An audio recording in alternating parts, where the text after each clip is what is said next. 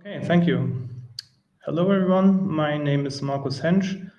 I'm a DevOps engineer at Cloud&Heat Technologies. With me is my colleague, Josephine. We have been working on security-related topics in OpenStack over the last few years, also recently in the Sovereign Cloud Stack project. And today we want to give you a short presentation about some insights on OpenStack security and related work in the context of the Sovereign Cloud Stack project. The agenda for the presentation today is we will start with some introduction with basic considerations about infrastructure security, and we'll give you a hint where to find related documentation. Then I will present you the first topic, which is about securing connections in OpenStack infrastructures. And then I will hand over to my colleague Josephine, who will talk about OpenStack security groups, the API access control and role model in OpenStack, as well as user data security using encryption. And at the end, we will give a short summary about these topics. So about some basic considerations where to actually start with securing OpenStack infrastructures. I guess it's important to get some kind of context here that some basic security measures are not exactly specific to OpenStack and are pretty much universal for data centers and similar infrastructures. So you have a lot of common best practices to make your infrastructure architectures secure.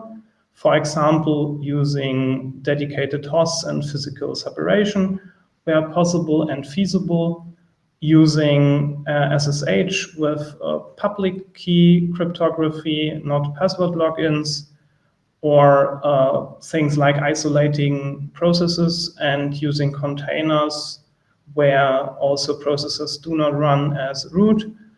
Infrastructure-related networking topics like proper firewalling with an allow listing approach, or monitoring the infrastructure properly, implementing logging while taking care that no plaintext secrets or the likes are exposed in those logs, as well as monitoring and auditing access patterns to block malicious attempts at brute force attacks, like to block attempts at too many failed logins at a time, things like that. So in short, this is mostly adhering to common best practices, and documentation about these things are usually widely available.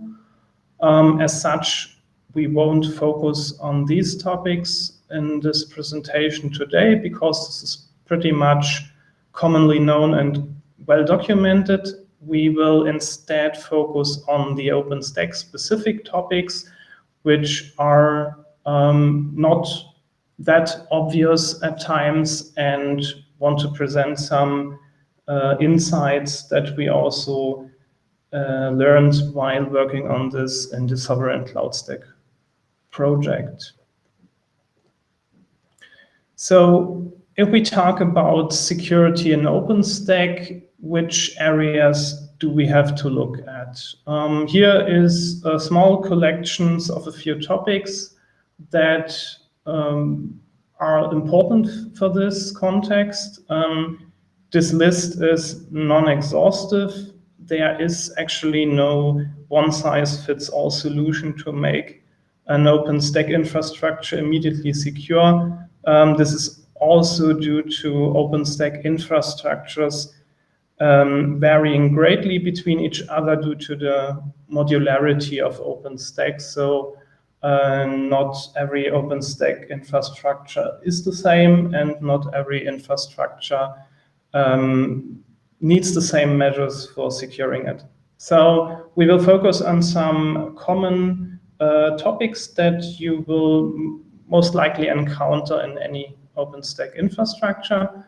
Among them are network connections, ports of virtual machines and routing, things like key management of encrypted resources.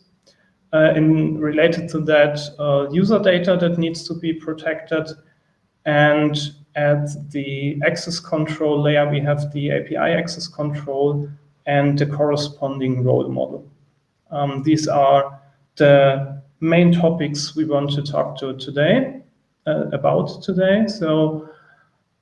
But at first, I want to give a brief introduction about where to find documentation that is applicable to this topic and also covers OpenStack and cloud infrastructures. So first and foremost, you have the security guide from OpenStack. This is an official document that you can find on docs.openstack.org/security-guide. This security guide is mainly aimed at operators and providers, so you will find a lot of information about configuring OpenStack components and services, configuring infrastructure components, and how to secure some of the connections. This is less aimed at, or hardly aimed at, users of OpenStack infrastructure. This is primarily for operators and providers. In addition to that, we have some guides from the Sovereign Cloud Stack project at docs.scs.community. For example, it contains a guide to guide you through creating security groups. There is also a guide on user data backup and restore, and these guides are aimed both at operators and providers as well as users of the OpenStack infrastructure. Also, in addition, you often have general security guidelines and best practices for infrastructures by institutions and agencies like the German Ministry for Information Security, the BSI.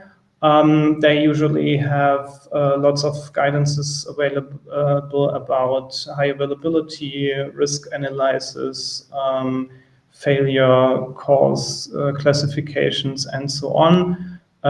These can be seen as supplementary, but they address more of the hardware and bottom layer and the infrastructure environmental layer.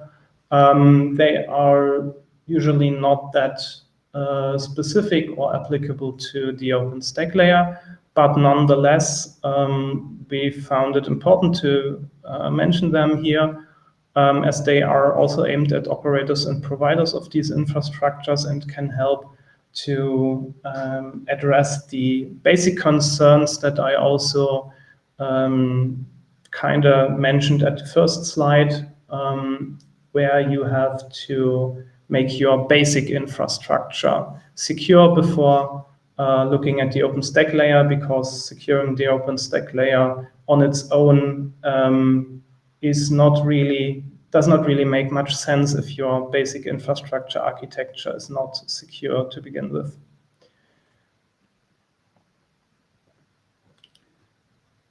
Next, I want to talk about the first topic, which is more or less OpenStack specific. This is about connections within an OpenStack infrastructure. So basically what kind of connections we encounter commonly in OpenStack infrastructures and how to go about securing them. So on this slide, you have a figure on the right-hand side that kind of on a high level categorizes the subclusters in an OpenStack infrastructures and the connections between them. This is not in all detail and may not match any and every OpenStack environment, but it is a commonly encountered pattern where you have multiple component clusters within an OpenStack cloud. I won't go into every detail, but I want to classify the connections on a higher level here. So basically you have, at first you have the external connections to the outside, which are most importantly the API traffic leading to the API controllers on the control plane. And you have the network traffic that is routed to your virtual machines for those virtual machines that have external access. And then you have all the internal interconnections between different services. So the connections here are color-coded to kind of resemble the different services, and the dashed connections are inter-service connections here. So you have a lot of traffic from the control plane towards other services like the MQP message queue. You have storage attachments, and between the networking layer and the compute cluster, you also have often virtual routing routes. So you have a lot of traffic that goes between different services, but you also have intra-service connections that happen only within the same service, mostly for replication purposes, like if you have a database cluster, you have multiple nodes usually that replicate between each other. Same goes for storage and the MQP broker. And within the compute cluster, you have, for instance, also VM migration connections to migrate virtual machine instance between compute nodes. So all in all, you have quite a lot of different connections that also are located at different places and also speak different protocols on each of the connection classes. The sovereign cloud stack aims to introduce a secure connection standard here. So the thing is, aside from some basic TLS measures for the API connections, the OpenStack security guide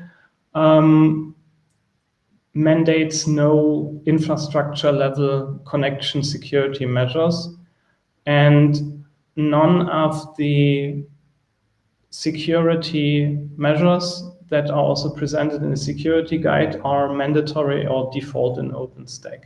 So you have to look at each of the connections and classify them and look at them individually, because not all connections can be secured in an equal way. TLS can get you pretty far because most of the connections support TLS in one way or another, but this does not apply to all of them. So the sovereign cloud stack standard that is being worked on here aims to establish minimum requirements for SCS conformant infrastructure regarding security on a connection level. And the goal is to establish a standardized level of security where the baseline is better than any arbitrary OpenStack deployment, because OpenStack does not have any default, just recommendations in the security guide. But the challenge here is, as I already mentioned, not all connections are equally easy to secure. There are some that are rather easy. This is mostly the internal and external API layer, because this can be secured with TLS proxies rather easily and is also well documented in the OpenStack security guide. Similarly, you can secure the database and AMQP traffic channels depending on your database and AMQP broker solution with TLS as well. For example, if you use MariaDB and RabbitMQ as those services, both support TLS encryption for their communication channels.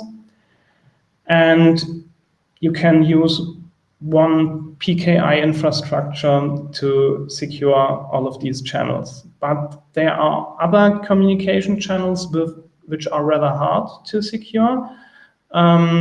This goes for the VM migration channels, which I will talk about on the next slide, and also the internal and external VM traffic between nodes, particularly the software-defined network layer as established by the OpenStack Neutron service, where there is no commonly known and documented way to protect and/or encrypt these connections easily, because they are also highly dynamic due to the nature of the SDN networking.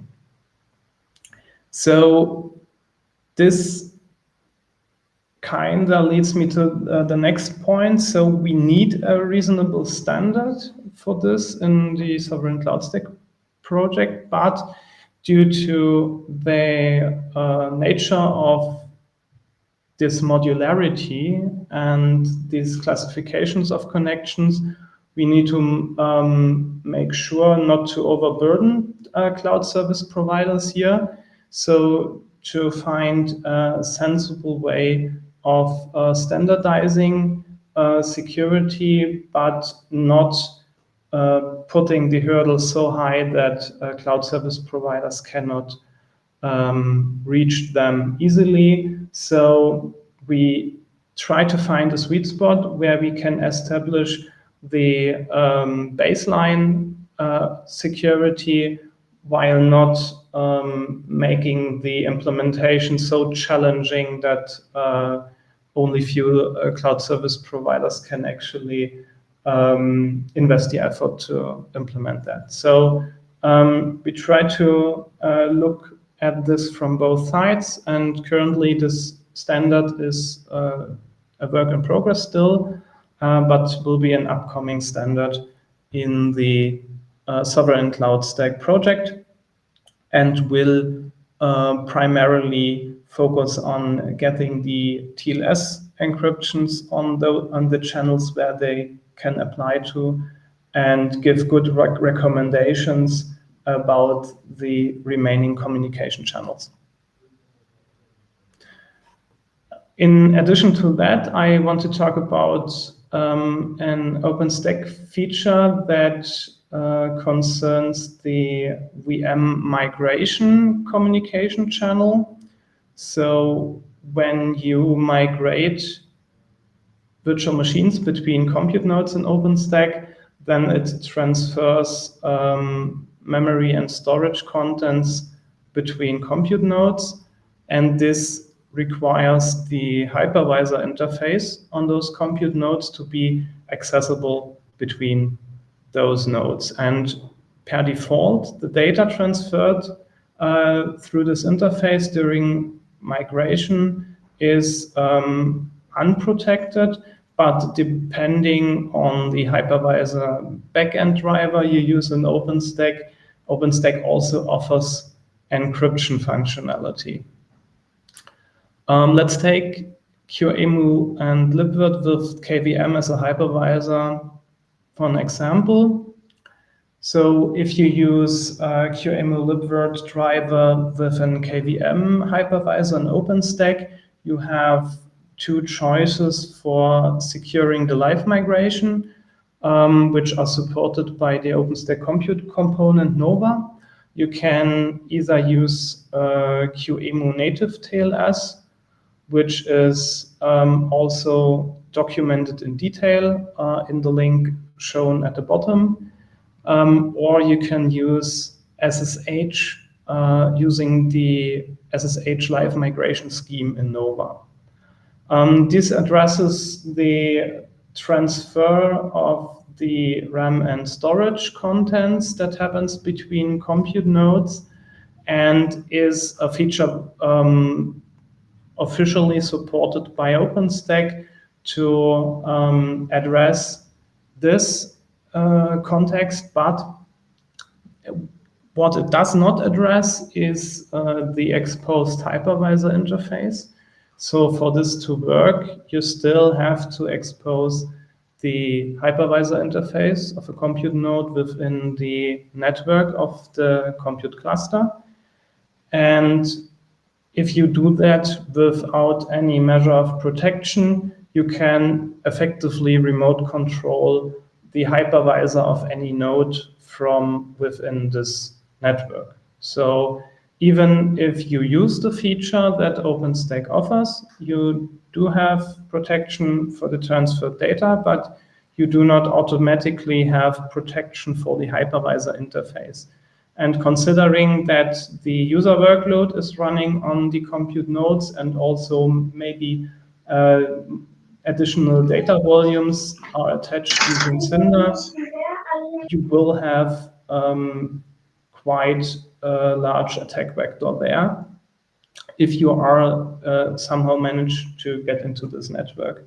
So the hypervisor interface needs extra protection, and there are also multiple ways to do that, and we will try to at least document this in the upcoming Sovereign Cloud Stack standard. But none of these are trivial and mostly also dependent on your individual infrastructure. But there are ways to protect the hypervisor interface. So using the live migration protection from OpenStack is only half the work. You have to make sure to also protect your hypervisor interface in a feasible manner. And now I will hand over to my colleague Josephine, who will talk about security groups in OpenStack. Thank you, Markus. Next slide, please. Security groups in OpenStack are sets of virtual firewall rules, and they are project bound. So within each project, there are different security groups, and it is not a good idea to share these security groups between projects for several reasons, because everyone with access can edit those rules. And these firewalls rules are just allow list mechanism for ports, protocols, and network addresses. And as you can see in the picture, where you have a virtual machine and you have the network that's either going to the outside, to the internet, or routing between different virtual machines. There is a connection, a port between the virtual machines and the networks, and on these ports there are the security groups applied. And on each port there can be more than one security groups applied, and all rules together are used as allow list mechanism, as virtual firewalls rules on that port. Now it is a good thing that users can freely adjust those security groups, but to not open too many ports, which can be a problem. Therefore, SCS offers a guide that can assist you in creating VM-specific security groups. And there's also an important distinction between the default security groups and the custom security groups. And those is mainly that for each project that is created, there's also a default security group created that is applied to every port of a virtual machine that connects to a network that does not have a security group specified when created. So when you create a virtual machine and you say connect to that network and you say use that security group, the default security group is not used. If you're saying I will create a virtual machine, connect to that network, but don't mention security groups, then the default security group is used. And what is their main difference? Next slide, please. Well, let's start what they have in common. They have in common that both types of security groups have already default rules. So whether there's the default security group or any security group that you as a user create, there are already 1 or 2 rules applied, and most or these rules are, for example, for egress, as you can see in the first and third line, it is allowed with these rules to send traffic to any other IP address on any other port. That is the same for the default security group and the custom security group. But the default security group also allows some ingress traffic from the same remote security group. So if you have 2 VMs in your network and you have both of them have the default security group on their ports, they can talk to each other. But if you have 2 VMs with custom security groups and did not edit the rules, they cannot talk to each other. In the SCS, we came to the conclusion that we should have a standard here, because these default rules that are already there, that are there in both default security groups and custom security groups, are editable by the admin and are in effect immediately. So as soon as these default rules are changed, every new security group that is created has the new default rules in them. So the standard we wrote should provide the same default, and we decided to keep the default that is done now in OpenStack and disallow any adjustments by CSPs to that if you want to be SCS compatible. Next slide, please.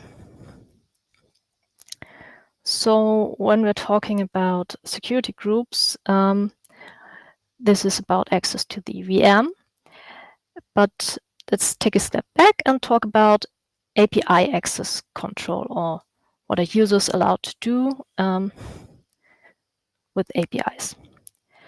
So the first question here is, how do a user or admin get access? And there we have the 2 parts of the coin, the authentication and the authorization. The authentication is done against an identity service, for example, Keystone.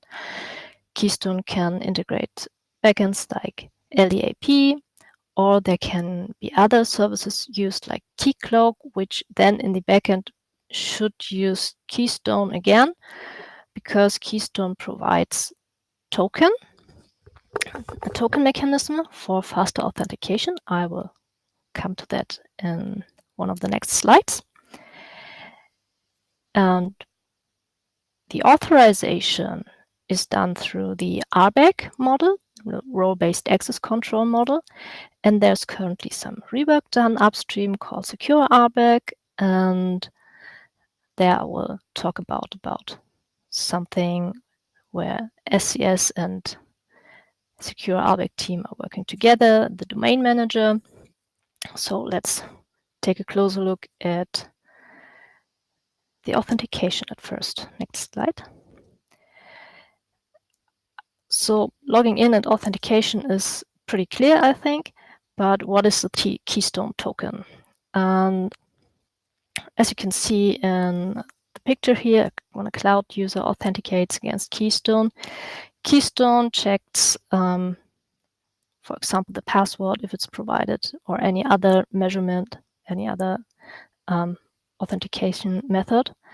And then Keystone generates a token. And the token bears, for example, the project ID and the role of the user, and the token is given back to the user. And other services, a cloud user can go to other services, then provide them the token, and these other services can go to Keystone and just check the token, and Keystone can say, yep, this is a correct token. The person is authenticated. So that's a faster way to authenticate between the different services. Those tokens are also valid for a limited time only. This can be configured in the Keystone config. Most of the time it's just 1 hour, so normally you get a new token pretty fast. Next slide, please.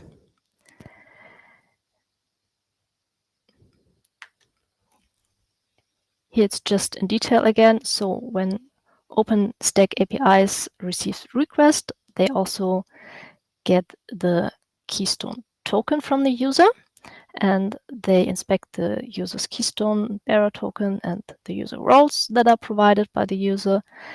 And when they are talking to Keystone and everything is okay with the authentication, then the services, for example, an image service, goes to their policies, and there's a map between permissions in those policies to APIs. So for example, you have the compute API, where the API endpoint creates server, lets you create a server.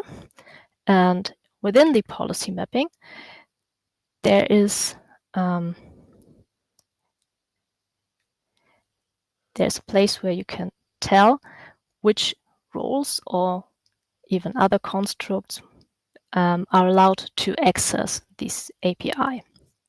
And these relations are usually written down in code, but they can also be generated or edited as files. And these files are usually called policy YAML files, and all APIs, all OpenStack API services can handle such policy configuration file. To create such file, you can, for example, use the Oslo policy generator. And it is important to have the distinction here between the policies, where the implementation between API and who is allowed to access this this happens in the policy file or in code of the OpenStack API services, but the roles that are defined and that are given out to the users exist only in Keystone. So Keystone has a list of roles which you can access as an admin as with OpenStack role list, and admins can also create new roles and assign roles to, for example, project and user pairs. So you have project user that has a specific role in a specific project. You can also give a user a specific role in a domain, or a group a specific role within a project.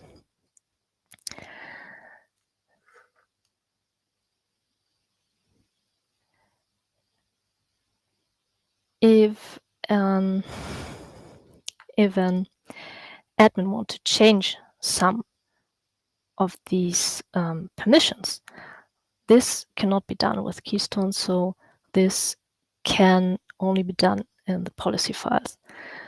The roles that are granted within Keystone with this assignment already provide a big set of APIs that are allowed to be accessed by the user. Next slide, please.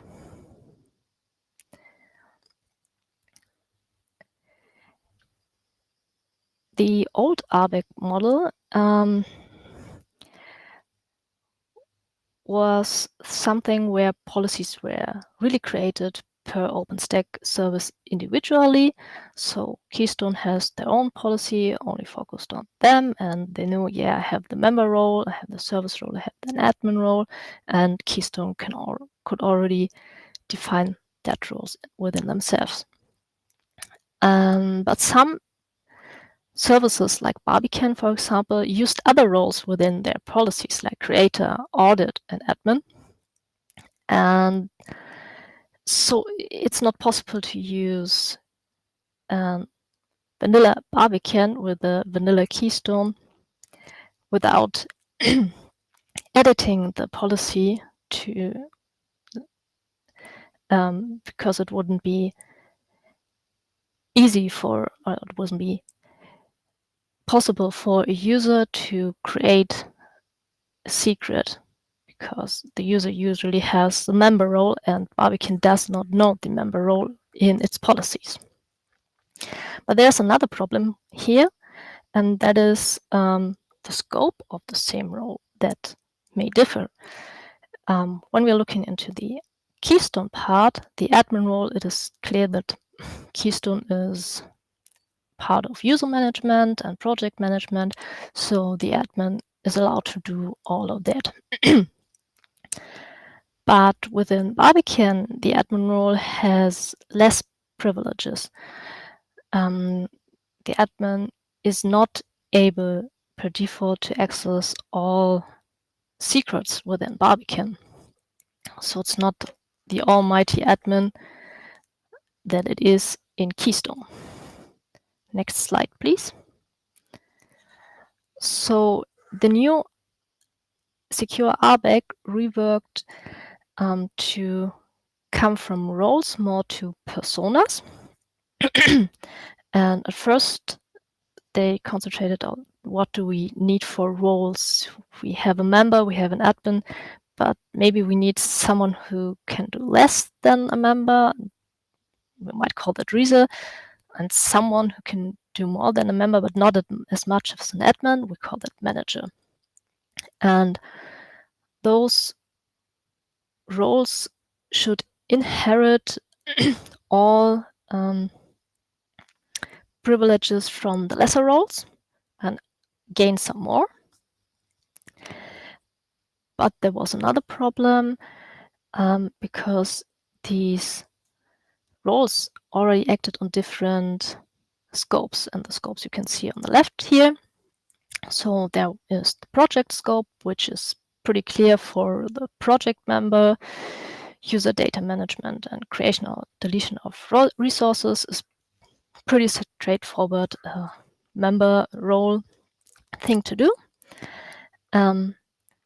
There, which is also pretty clear, is the system scope. Someone has to do the whole user management, domain management, project management, and so on. And that is mostly done by the admin. So that is also clear. But as you can see, there might be some personas like the project reader or the system reader, which are worth implementing and which can then used as auditing entity.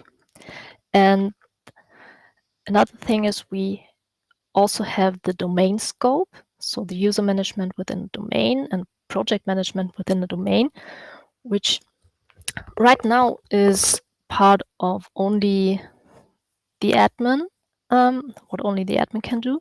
And that is something we wanted to change, because this is something that could be done by a manager role, pretty straightforward, with not as much access at the admin, but also some self-managing components. Next slide, please. Taking a look into that. I'm making it fast. The domain manager persona should be able to create users, projects, and groups within a domain and adjust roles, etc., all within a domain. And it is not necessary to use an admin for this, but it would be really good to have the domain manager, and that's what is coming from the SCS and is currently integrated into upstream OpenStack. Next slide, please. And I think we can skip that workflow. Next slide, please. Let's talk about user data security and encryption. What kind of data needs protection? We have data at rest and transit and data in use. As you can see, while it is okay to an okay difficulty level to protect data at rest, it is very hard to protect data in use. So let's talk about, or let's look into what is already here in OpenStack. Next slide. Currently, there are some resources that can be encrypted at rest, which are volumes. They can be used when they are encrypted. This is fully integrated. The only thing needed is some configuration and the key manager. Images already can be uploaded encrypted, but cannot be used if not uploaded from the storage backend. But SCS works on upstream and will standardize image encryption parameters and make all these user accessible. And within, for the VMs, mainly for ephemeral storage, there exists an old implementation which exposed the encrypt interface on the host permanently, and this is under rework and will also benefit from the SCS work on standardized image encryption parameters. Next slide. But we need a key manager in here, and what does a key manager do? When an OpenStack service will create an encrypted resource, the service can request a key, which is then created by the key manager. And whenever that resource is used, for example, a volume is used attached on a VM, then Nova will call the key manager and get the key to decrypt and encrypt the data from the volume. And when the volume is deleted, the OpenStack services also tell that Barbican, and the key manager will delete this. Next slide, please. So this is pretty format. Why do we want, or currently having a key manager standard under development? At first, we want to encourage CSPs to integrate a key manager because there's a huge amount of CSPs that currently does not have a key manager integrated and so cannot provide user data encryption. And the second point is we want to advise about different backends of a key manager, and so to protect the access of the master key encryption key, which is part of the backend, because the default configuration is not perfectly secure. And you can look at the link down there and read that if you want to have some more information on that. And I think that was it from my side. Markus, you can. Oh, no. Again, short one sentence about the network. The network between VM to VM is currently not able to encrypt from upstream, so it is partly user responsibility to also already encrypt traffic inside of the VM. What is possible is to integrate VPN endpoints. You can either go to the VPN as a service repository for Neutron and integrate that, or as a CSP especially in the creative sector, you can also integrate hardware VPN solutions. Next slide. Okay, thank you, Josephine. I will take just a minute to quickly summarize what we have talked about today. It essentially boils down to the security in OpenStack being a combination oftentimes, because we have native features on one side and additional measures on the other side. And for the latter, you have the distinction between cloud service providers and users, where the responsibilities split between those two entities. So to start, we have a distinction between OpenStack features and additional measures. On the OpenStack feature side, we have role-based access control. For the API, we have a firewalling solution for VMs using the security groups. And optionally, we have components like the Barbican key manager, and in relation to that, the volume encryption and secured live migration features, as I talked about earlier. On the side of additional measures, we have things that are common and best practice, like service process isolation. We have things that are documented in the OpenStack security guide, like using TLS, and encrypting other connections like database and AMQP traffic. We have the protection of Barbican backends, like Josephine talked about, then the master key and the Barbican key manager. We have the necessary hypervisor interface hardening, or maybe also things like disk encryption for control plane hosts, everything that goes beyond what OpenStack offers as a feature, and whether you have to add to that as a cloud service provider to really close the circle in terms of security. And regarding these additional measures, you also have, as I said, the split between responsibilities of a service provider and that of a user. On the side of the service provider, you can primarily adhere to the OpenStack security guide, which offers a good baseline for security configuration. You can implement the SCS standards we have been and are working on in this context as we presented.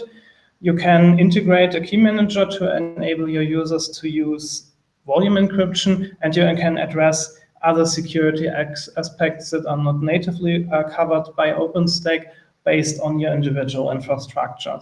But even if you implement all of these, still some things are left on the user side, like securing the guest operating system in VMs, establishing appropriate network zones and security groups using the SDN layer in OpenStack, and also actively using data encryption if offered, like also for images and VM ephemeral storage in the future, which at some points has to be triggered by the user of an OpenStack infrastructure.